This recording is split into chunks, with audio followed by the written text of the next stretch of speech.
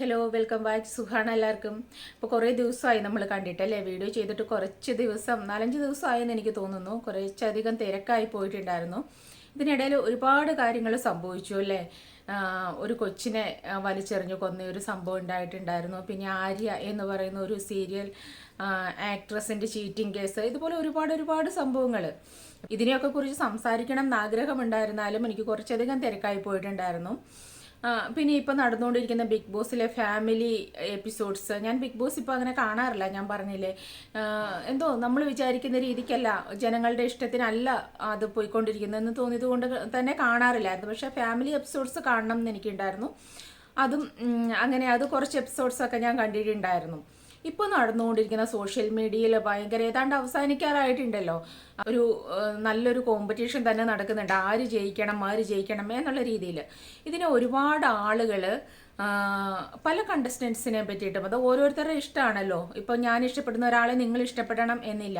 പക്ഷെ കുറച്ചൊക്കെ ഞാൻ പറയുന്നത്, നമ്മൾ ഈ സൊസൈറ്റിയിൽ ജീവിക്കുമ്പോൾ കുറച്ചൊക്കെ മാനുഷിക മൂല്യങ്ങൾക്ക് നമുക്ക് പരിഗണന കൊടുക്കാം അല്ലേ. പേഴ്സണലി വ്യക്തിപരമായിട്ട് ഒരാളെ ആരെയും നമുക്കറിയില്ല. പക്ഷെ ഞാൻ എപ്പോഴും പറയുന്നത്, നമ്മൾക്ക് വിഷ്വലി തന്ന ഒരു ട്രീറ്റ് ഉണ്ട്, അവർ നമ്മളെ കാണിച്ചു തന്നിട്ടുള്ള കുറേ കാര്യങ്ങളുണ്ട്. ഇതനുസരിച്ചിട്ട് ഇതിൽ നിന്നായിരിക്കണം നമ്മൾ ഒരാളെ തിരഞ്ഞെടുക്കേണ്ടത്. അത് കുറച്ചൊക്കെ മാനുഷിക മൂല്യങ്ങൾക്ക് പരിഗണന കൊടുത്തിട്ട് തന്നെയായിരിക്കണം നമ്മളൊരാളെ തിരഞ്ഞെടുക്കേണ്ടത്. അല്ലാതെ ഏതെങ്കിലും വ്യക്തിപരമായ താല്പര്യങ്ങളുടെ പുറകെ പോയിട്ടോ അല്ലെങ്കിൽ ആർമി ഗ്രൂപ്പുകളിൽ ചേർന്നിട്ടോ ഇത്രയും വലിയൊരു റിയാലിറ്റി ഷോയിൽ അങ്ങനെ ആയിരിക്കരുത് ഒരിക്കലും ഒരു കണ്ടസ്റ്റന്റ് വിജയിയാകുന്നത്. അങ്ങനെ ആയിക്കഴിയുമ്പോൾ ഉണ്ടാകുന്ന ഒരു പ്രശ്നം എന്താണെന്നറിയോ, എന്താണോ നമ്മുടെ സൊസൈറ്റിക്ക് വേണ്ടാത്തത് അത് തന്നെയാണ് നമ്മൾ തിരഞ്ഞെടുത്ത് നമ്മുടെ സൊസൈറ്റിയിലേക്ക് വീണ്ടും ഇട്ട് കൊടുക്കുന്നത്. എന്താണോ മാതൃക ആക്കണ്ടാത്തത് അത് തന്നെയായിരിക്കും നമ്മൾ സൊസൈറ്റിയിലേക്ക് എത്തിക്കാനായിട്ട് വെമ്പൽ കൊള്ളുന്നത്. അറിഞ്ഞോ അറിയാതെയോ നമ്മൾ അതിൻ്റെ ഒരു പാർട്ടാകുകയാണ് ചെയ്യുന്നത്. മാനുഷികമായ ഒരു പരിഗണന വെച്ച്, മാനുഷികമായ തിരിച്ചറിവുകൾ വെച്ചിട്ട് നമുക്ക് ചിന്തിക്കാവുന്നതേ ഉള്ളൂ അല്ലേ. നമ്മൾ ഈ ഒരു 5 സീസണുകളിലും വിൻ ചെയ്ത ആളുകൾ അത്യാവശ്യം നല്ല ക്വാളിറ്റിയുള്ള മനുഷ്യരൊക്കെ തന്നെയായിരുന്നു. പക്ഷേ ഈ ഒരു സീസണിൽ വിൻ ചെയ്യുന്ന ആരാണെന്നറിയില്ല. പക്ഷെ ഒരുപാട് ആളുകളും സപ്പോർട്ട് ചെയ്യുന്ന ഒരു വ്യക്തിയുണ്ട്, ഒരു ലേഡിയുണ്ട്, ജാസ്മിൻ എന്ന് പറയുന്ന ഒരു വ്യക്തി. എനിക്കവരെ നേരിട്ടറിയില്ല, ഞാൻ പറഞ്ഞിട്ടില്ല, അവരോട് യാതൊരുവിധ പേഴ്സണൽ ആയിട്ടുള്ള ഒരു ദേഷ്യമോ വൈരാഗ്യമോ ഒന്നുമില്ല. അവർ സൊസൈറ്റിയിൽ സമൂഹത്തിലേക്ക് കൊടുക്കുന്ന മെസ്സേജുകളോട് ഞാൻ യാതൊരു വിധത്തിലും യോജിക്കുന്നുമില്ല. ഇനി ആരൊക്കെ എന്തൊക്കെ തന്നെ പറഞ്ഞാലും എനിക്കത് തോന്നുന്നില്ല നമുക്ക് സൊസൈറ്റിക്ക് വേണ്ടുന്ന ഒരു മെസ്സേജാണ് അവർ കൊടുക്കുന്നതെന്നുള്ളത്. ഇപ്പം ഇവരെ സപ്പോർട്ട് ചെയ്യുന്ന ആളുകൾക്ക് പറയാവോ, ഇവരുള്ളിൽ ചെയ്തതെല്ലാം നിങ്ങളുടെ ഒരു പാർട്ട്ണറാണ്, നിങ്ങൾ ഇഷ്ടപ്പെടുന്ന ഒരാളാണ് ഇങ്ങനെ ഒരു സംഭവം ചെയ്യുന്നത്, ഇങ്ങനത്തെ പ്രവൃത്തികൾ ചെയ്യുന്നത് എന്നുണ്ടെങ്കിൽ നിങ്ങൾ അംഗീകരിക്കുമോ? ഈ ഗബ്രിയൽ എന്ന് പറയുന്ന ഗബ്രി പുറത്തിറങ്ങിയപ്പോഴും ആളുകൾ ചോദിച്ചൊരു കാര്യമുണ്ട്, ഇൻ്റർവ്യൂസിലൊക്കെ ചോദിച്ച കാര്യമുണ്ട്, ഗബ്രി കല്യാണം കഴിക്കാൻ പോകുന്ന ഒരു പെൺകുട്ടിയാണ് ഇങ്ങനെ ചെയ്തതെങ്കിൽ, അല്ലെങ്കിൽ ഗബ്രിയുടെ വൈഫാണ് ഇങ്ങനെ ചെയ്തതെങ്കിൽ അക്സെപ്റ്റ് ചെയ്യാൻ പറ്റുമോ നിങ്ങളെ കൊണ്ട്? അപ്പോൾ അയാൾക്ക് മറുപടി ഉണ്ടാവില്ല. ബിക്കോസ് ആരും അത് അംഗീകരിക്കില്ല. ഇത് ഗുഡ് ടച്ച് ആണോ ബാഡ് ടച്ച് ആണോ, ഫ്രണ്ട്സ് തമ്മിലുള്ള ഒരു ഇടപഴകലാണോ, വാട്ട് എവർ ഇറ്റ് ഈസ്, ഇത് എങ്ങനെയൊക്കെ ന്യായീകരിക്കാൻ ശ്രമിച്ചാലും അതിൽ ഒരു തരി പോലും ന്യായമില്ല എന്നുള്ളത് എല്ലാവർക്കും അറിയുന്ന കാര്യമാണ്. അത് സ്വന്തം ജീവിതത്തിൽ സ്വന്തമായിട്ട് ചിന്തിച്ചാൽ അത് മനസ്സിലാകും. നമ്മുടെ ആളാണ് ഇങ്ങനെ ചെയ്യുന്നതെങ്കിൽ ഒരു സെക്കൻഡ് പോലും നമുക്ക് സഹിക്കാൻ പറ്റില്ല. ഇതെല്ലാം കണ്ട് പുറത്ത് നെഞ്ച് പൊട്ടിയിരിക്കുന്ന ഒരു പാർട്ട്ണർ പുറത്തുണ്ട് എന്നുള്ള കാര്യം എല്ലാവരും വിസ്മരിച്ചു പോകുന്നു. അയാളുടെ മാനസികാവസ്ഥയെ വിസ്മരിക്കുന്നു. എല്ലാവരും അവരവരുടെ എൻ്റർടൈൻമെൻറ്റും അല്ലെങ്കിൽ കണ്ടന്റ് തന്നത് അവരാണ് എന്നാണ് ഇപ്പോൾ പറയുന്നത്. ആ ബേബിയിൽ ഏറ്റവും നല്ല കണ്ടന്റ് തന്നത് അവരാണ് ഇത്രയും കാലം എന്നുള്ള രീതിയിൽ സപ്പോർട്ട് ചെയ്യുന്നുണ്ട്. അപ്പോൾ പോസിറ്റീവ് കണ്ടന്റ് കൊടുത്തിട്ടും നെഗറ്റീവ് കണ്ടന്റ് കൊടുത്തിട്ടും അവിടെ നിലനിൽക്കാം. ഇതിൽ പോസിറ്റീവ് കണ്ടന്റ് കൊടുത്തിട്ട് നിലനിൽക്കുക എന്ന് പറയുന്നത് വളരെ ബുദ്ധിമുട്ടുള്ള കാര്യമാണ്. നെഗറ്റീവ് കണ്ടന്റ് കൊടുത്ത് ഏത് പ്ലാറ്റ്ഫോമിലും പെട്ടെന്ന് ആളുകളുടെ ശ്രദ്ധ ആകർഷിക്കുക എന്ന് പറയുന്നത് ഈസി ആയിട്ടുള്ള കാര്യമാണ്. അത് തന്നെയാണ് അവർ ചെയ്യുന്നത് എന്ന് കരുതിയിട്ട് നെഗറ്റീവ് കണ്ടന്റ് കൊടുത്ത് നിലനിൽക്കുന്ന ഒരാളെ വിജയിപ്പിക്കണം എന്ന് പറയാനായിട്ട് എന്ത് റൈറ്റാണുള്ളത്? ഈ പറയുന്ന ഒരാൾക്കും ഇഷ്ടപ്പെടാത്ത ഒരു ക്യാരക്ടർ അപ്പോൾ വല്ലവർക്കും അല്ലേ സംഭവിക്കുന്നത്. നമുക്ക് സപ്പോർട്ട് ചെയ്യാം, നമുക്ക് എൻ്റർടൈൻ ചെയ്യാം. എന്തെങ്കിലും ആർമി ഗ്രൂപ്പിൻ്റെ പേരിൽ അല്ലെങ്കിൽ ഏതെങ്കിലും സ്വാർത്ഥ ലാഭത്തിന് വേണ്ടിയിട്ട് ഇങ്ങനെ ഒരാളെ ബൂസ്റ്റ് ചെയ്യാം, സപ്പോർട്ട് ചെയ്യാം എന്ന് വിചാരിക്കുന്ന എല്ലാവരും ചിന്തിക്കേണ്ട ഒരു കാര്യമുണ്ട്. നമ്മളിതൊക്കെ സമൂഹത്തിനോട് ചെയ്യുന്ന, നമ്മുടെ സൊസൈറ്റിയോട് ചെയ്യുന്ന ഏറ്റവും വലിയ ദ്രോഹം തന്നെയാണ് ഇങ്ങനെയുള്ള ആളുകളെ സപ്പോർട്ട് ചെയ്യുക എന്ന് പറയുന്നത് തന്നെ. ഇതിൻ്റെ പേരിൽ എന്നെ എന്തൊക്കെ പറഞ്ഞാലും എനിക്ക് കുഴപ്പമില്ല. ഞാൻ എപ്പോഴാണെങ്കിലും എനിക്ക് പറയാനുള്ള കാര്യങ്ങൾ പറഞ്ഞു തന്നെ ഞാൻ പോകും. കാര്യം എനിക്ക് ഒരു കാര്യം പോലും, ഒരു ചെറിയ കാര്യം പോലും അവരവിടെ നമുക്ക് സൊസൈറ്റിക്ക് ഉതകുന്നതായിട്ട് ചെയ്തതായിട്ട് എനിക്ക് ഒന്നും തോന്നുന്നില്ല. എന്തൊരു കാര്യമാണ് നിങ്ങൾക്ക് പറയാനുള്ളത്? കുറേ വാ തുറന്നാൽ അസഭ്യം തന്നെ പറയുന്നതോ? ഈ ഒരു പേഴ്സണൽ ടോക്കിൽ അല്ലെങ്കിൽ ഒരു കോമഡി സംസാരിക്കുന്ന സമയത്ത് പരസ്പരം അങ്ങോട്ടും ഇങ്ങോട്ടും സംസാരിക്കുന്ന സമയത്ത് പോലും അവരെത്ര ചീത്തയാണ് പറയുന്നത്. കഴിഞ്ഞ ദിവസം ഒരു ഫാമിലി എപ്പിസോഡ് കണ്ടുകൊണ്ടിരുന്നപ്പോഴാണെന്ന് തോന്നുന്നു സിജോയും ഇവരുമായിട്ടുള്ള ഒരു സംസാരത്തിനിടയ്ക്ക് ഒരു 2-3 ചീത്ത വാക്കുകൾ, തെറികൾ എന്ന് പറയില്ല, ചീത്ത വാക്കുകൾ ഇവർ കാഷ്വലി ചുമ്മാ അങ്ങ് വിളിക്കുകയാണ് സിജോയെ. കാര്യം ഇവനെന്നും പറയും, ഞാനത് എന്താണെന്ന് പറയുന്നില്ല, ഇവനെന്നും പറയും ഇന്ന് എൻ്റെ അമ്മയായിരിക്കും വരുന്നത്, ഇന്ന് നിൻ്റെ അമ്മയായിരിക്കും വരുന്നത് എന്നും പറയുന്ന തമാശയ്ക്ക് പറയുന്ന ഇടയ്ക്ക് പോലും ഇവരുടെ വായിൽ നിന്ന് വരുന്നത് തെറികളാണ്. അങ്ങനെ ഇവൻ പറഞ്ഞു എന്ന് പറയുന്ന അവനെ അഭിസംബോധന ചെയ്യുന്നത് തെറികൾ വഴിയായിട്ടാണ്. അതാണോ നല്ലൊരു മെസ്സേജായിട്ട് നിങ്ങൾ കാണുന്നത്?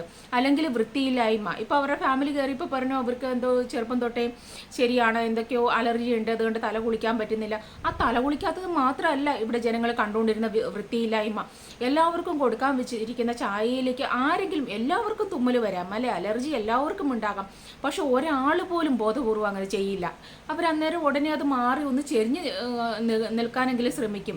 അതിനെ ആ പാത്രത്തിൻ്റെ അവിടെ നിന്ന് മാറി നിന്നിട്ട് ചെയ്യാനായിട്ട് അവർ ശ്രമിക്കും. ഏതൊരു മനുഷ്യനും ശ്രമിക്കും. അതൊക്കെ ചെയ്യാതിരിക്കുക എന്ന് പറയുന്നതിന് എത്ര വൃത്തികെട്ട സ്വഭാവമാണ്.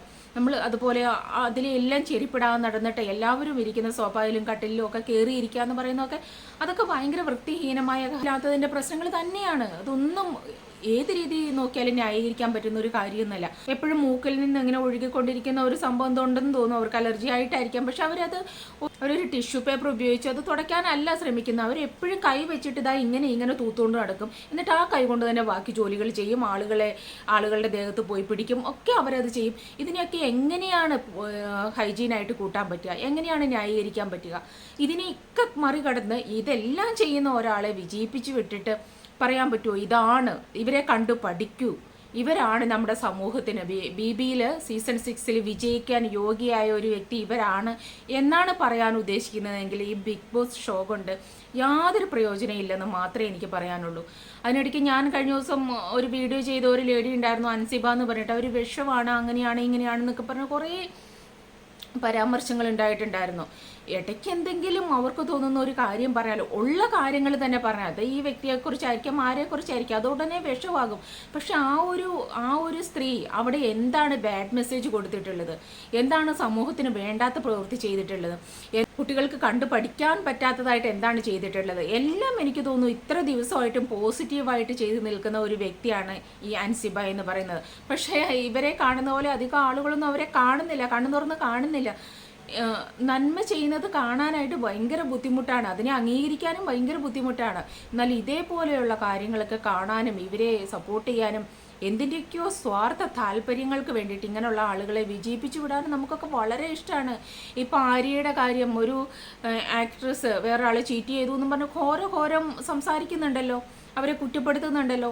ആ മനുഷ്യരെന്തേ ഇത് കാണാത്തത്? കണ്ണിൻ്റെ മുമ്പിൽ വിഷ്വലി നമ്മുടെ എല്ലാം മുമ്പിൽ കാണിച്ച ഈ ചീറ്റിങ് പുറത്തൊരാളെ വെച്ചിട്ട് അകത്ത് വന്നിട്ട് ഇതേപോലെ മിങ്കിൾ ചെയ്ത് എന്ത് ചെയ്തു ഏത് ചെയ്തു എന്നുള്ളത് എടുത്ത് ചോദിക്കാൻ നിൽക്കേണ്ട എല്ലാവരും കണ്ട കാര്യമാണ്. അതുപോലെ ചെയ്ത ഒരാളെ എങ്ങനെ ന്യായീകരിക്കാൻ പറ്റുന്നു? അതുപോലെ ഈ ഒരു പ്രവൃത്തിയെ ന്യായീകരിക്കാനായിട്ട് നിങ്ങൾക്ക് പറ്റുന്നുണ്ടെങ്കിൽ എന്തുകൊണ്ട് അത് ന്യായീകരിച്ചുകൂടാ? ഇതുമൊക്കെ സെയിം അല്ലേ? അതുപോലെ ആര്യയും സിബിനും ഒക്കെ കൂടെ കഴിഞ്ഞ ദിവസം ഒരു വീഡിയോയിൽ പറയുന്നത് ഞാൻ കേട്ടു, ആര്യ പറയുന്നത് കേട്ടു, ഇങ്ങനെയൊക്കെ ആണെങ്കിലും ഇനി ഇറങ്ങിക്കഴിയുമ്പം ഞങ്ങൾ അവരുടെ കൂടെ ഉണ്ടാകും, ഞങ്ങൾ സപ്പോർട്ട് ചെയ്യും എന്നൊക്കെ.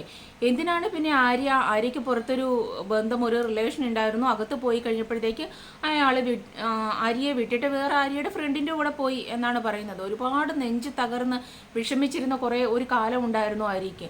ആര്യ ഈ വ്യക്തിയെ പുറത്തിറങ്ങുമ്പോൾ സപ്പോർട്ട് ചെയ്യുന്നു എന്ന് പറയുന്നുണ്ടെങ്കിൽ ആര്യയുടെ ആ മുൻകാമുകനെ സപ്പോർട്ട് ചെയ്യണം. ബിക്കോസ് രണ്ടുപേരും ചെയ്തത് ഒരുപോലെയാണ്. ഇത് ഒരിടത്ത് മാത്രം ചെയ്യുമ്പോൾ അത് തെറ്റാകുകയും വേറൊരിടത്ത് ചെയ്യുമ്പോൾ അത് ശരിയാകുകയും ചെയ്യില്ല ഒരിക്കലും.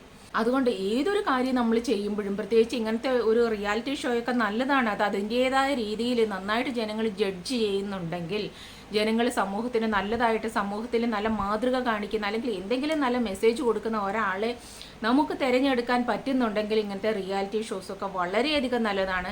ഇല്ലെങ്കിൽ അത്രയധികം വേസ്റ്റുമാണ് ഇങ്ങനത്തെ റിയാലിറ്റി ഷോസ് തിരഞ്ഞെടുക്കുന്ന. ഇതേപോലെ സമൂഹത്തിന് ദോഷം മാത്രം മെസ്സേജ്, നെഗറ്റീവ് മെസ്സേജ് മാത്രം കൊടുക്കുന്ന ആളുകളെ തിരഞ്ഞെടുക്കാൻ വേണ്ടിയിട്ടാണെങ്കിൽ ഇങ്ങനത്തെ റിയാലിറ്റി ഷോസ് കൊണ്ട് യാതൊരു ഉപയോഗവുമില്ല എന്ന് മാത്രമേ എനിക്ക് പറയാനുള്ളൂ. ഇനിയുമുണ്ട് ഒരുപാട് വിഷയങ്ങളുണ്ട്, അതിനെക്കുറിച്ചൊക്കെ സംസാരിക്കാം അടുത്തൊരു വീഡിയോ ആയിട്ട്. നമുക്ക് വീണ്ടും കാണാം. താങ്ക്